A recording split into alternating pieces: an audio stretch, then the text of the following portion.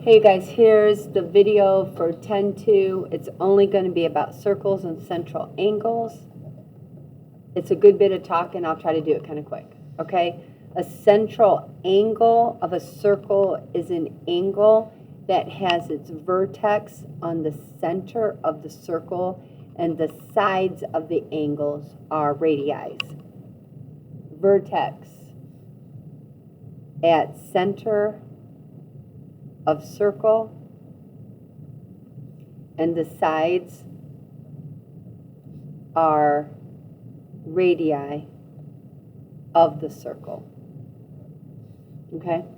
This angle, we'll call it A, B, C. So angle A, B, C is a central angle. And this does matter because we're going to learn an inscribed angle. We'll talk about outside and inside angles as well. So you do need to know this is a central angle. Okay, circular arc. I will not use the word circular. It's in the book, but I always will say the word arc. I'm going to do the same central angle. Okay? This arc is a piece of the circle. We call this arc. You name it by the beginning point and the end point. This is arc AC, and it refers to this section, portion, piece of the circle. It never goes on the inside of the circle. It's a piece of the curve, always. Okay? If this angle, the central angle is 30 degrees, then this arc measures 30 degrees. Okay? So a circular arc is a portion or a piece of a circle. Okay? And it's going to be between two radii like this or between 2 points.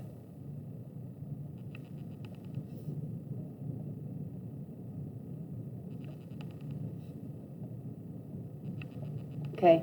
The measure is always equal to the measure of the central angle. The measure of the arc equals the measure of its central angle. Okay? Next one, semicircle.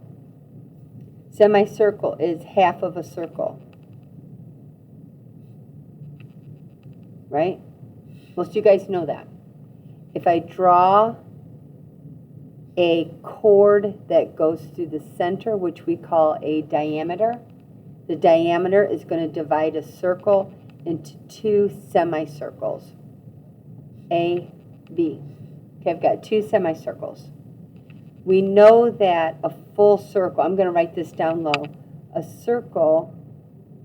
full circle equals 360 degrees, right?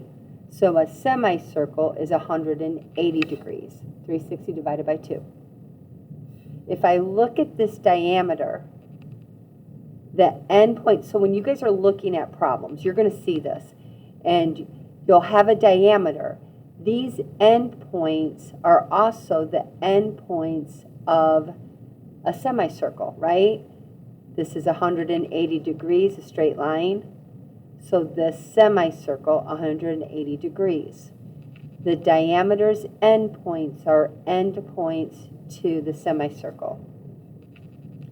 Endpoints of the diameter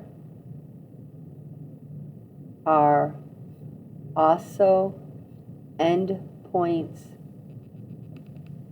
of the semicircle. And really there's 2 of them. Okay. When we name it, you're going to use 3 letters. Okay? When we talked about this arc, we only used 2 letters. We're going to talk about it in a minute here, down here, where it says minor arc. This is a minor arc. We only use 2 letters. The start and the end, okay, of the arc. When we name a semicircle, we're going to do the start and the end, but one point in between, so we could tell, are we talking about this top semicircle or the bottom? So we're going to use 3 letters, beginning, end, and some point in between them. Doesn't matter. Another point that's on the arc, okay? You are never will you use the center. It's always points on the arc. The arc is the circle itself, not inside. Okay. Now, a minor arc is an arc that measures less than 180 degrees. Okay? It's always less than 180 degrees. It equals, right? We already said this, equals the measure of its central angle. We've already said that. But the big thing is it's less than 180. Okay? When we do this, we always name with 2 letters, the beginning and the end. Minor arcs are always 2 points. So let's do this here. We're got a diameter. We'll call this A, B, C. Okay? I've got minor arc AB in this picture. Let's say this is 50 degrees. Okay? And I've got another minor arc, BC.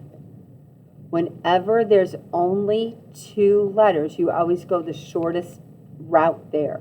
Like I'm never going to say A to B, go all the way around. That will be a major arc, and we'll use 3 letters. If there's 2 letters, you always go the shortest way. Okay? If this one's 50, then look at, we got a diameter.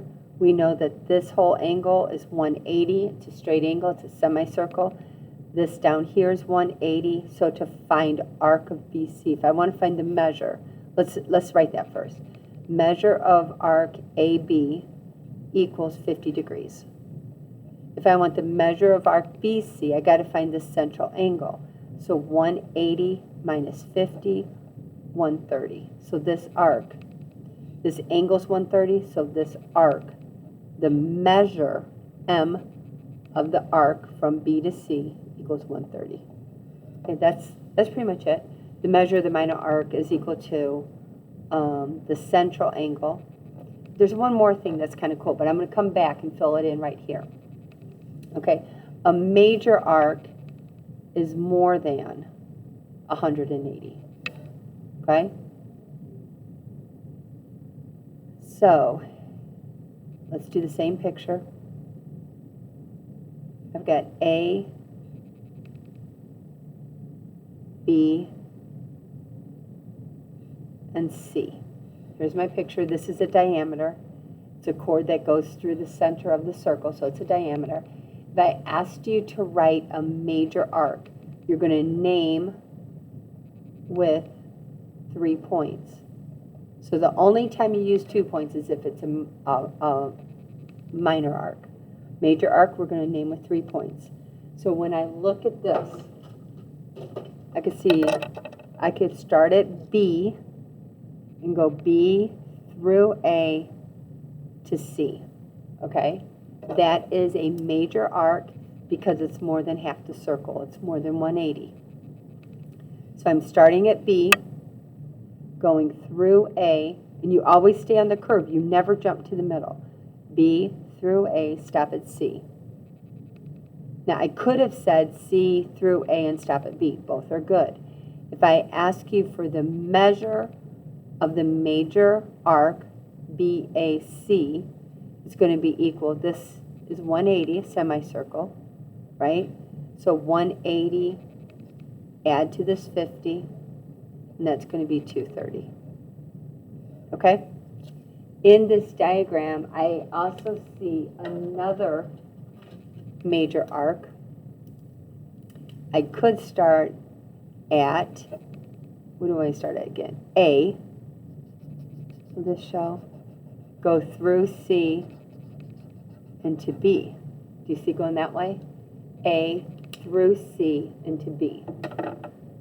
So I've got arc. I start at A, stay on the curve of the circle, go through C, stop at B. So in this case, it's all of the circle except for this 50. So I'm just going to go 360 minus 50. So the measure of arc ACB is 310. Okay? Okay, now I think this part's important. The measure of a minor arc plus the measure of the related major arc equals, let's see what I'm talking about before I finish it. The measure of a minor arc plus the measure of the related major arc. So if I talk about, okay, minor arc AB, okay, that minor arc's related major arc is the rest of the circle. That's its related major arc. Okay? If I add the minor arc plus the related major arc, it's always going to equal a full circle. 360, right? So if I were to take the measure of arc AB, add to it the measure of arc, start at A, go through C, stop at B, this will equal 360 because it makes a full circle. Okay, I kind of used this, I did use this already, but let's talk about it when I'm adding two together, okay? Because I've done this. Let me explain to you. Go back to first semester of geometry. In first semester, you went and said this. You went part plus part equals whole. Remember doing that? That's called the segment addition postulate. First semester. So length of 5, length of 7, 5 plus 7, the length of the whole is 12. We did part plus part equals whole, and that was called the segment addition postulate. I don't care if you write this. I'm just throwing this in. We're going to do a similar postulate now, okay? This is old. Okay. If I have two arcs, A, B, and then arc C, point C. So I'm going to take arc AB and arc BC. First, they are called adjacent arcs. And the reason they're called adjacent is because they're next to each other and they intersect exactly at one point. Okay, they only intersect at point B. That's it. Okay, so adjacent arcs. Adjacent arcs intersect at exactly one point. Okay, and as long as that is true, when I add the measures of these two arcs together, it will always equal the measure of the whole arc. So I'm going part plus part equals whole. Okay? So measure of arc AB plus the measure of arc BC will equal this whole arc. This whole arc is more than half of a circle, so I have to use 3 letters because it's a major arc. Okay? Part plus part equals whole. Okay, congruent circles. If two circles are congruent, I could cut this out, map it right on top of this one, and they will be exactly the same. That's what congruent means. In order to be congruent, you would have to have congruent radii. Okay? Congruent circles must have congruent radii. Okay, and now the last one. Two arcs are congruent. So if I've got a circle and a circle, I tell you this angle is 130. I tell you this angle is 130 degrees. Okay, they're both 130. Are these arcs congruent? The answer is they are only congruent if the circles are congruent. So if I tell you this radius is 13 long, I tell you this radius is 13 long, then yes, these two arcs are congruent. Okay? Because the circles are congruent, because the central angles are congruent, the arcs are congruent. So I say the arcs are congruent or their measures are equal. Okay?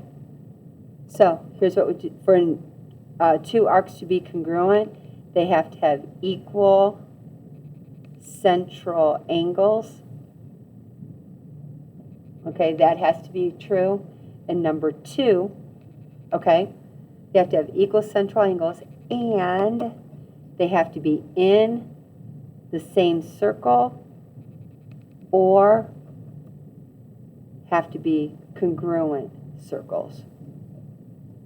Okay, that's it. Let's start the back side, see what we got. When you start this one, okay, first thing you want to do is fill in the angles. So I know that a semicircle is 180 degrees. I know this semicircle is 180. If this is 180, I used up 110, how much do I have left over? So this central angle is 70.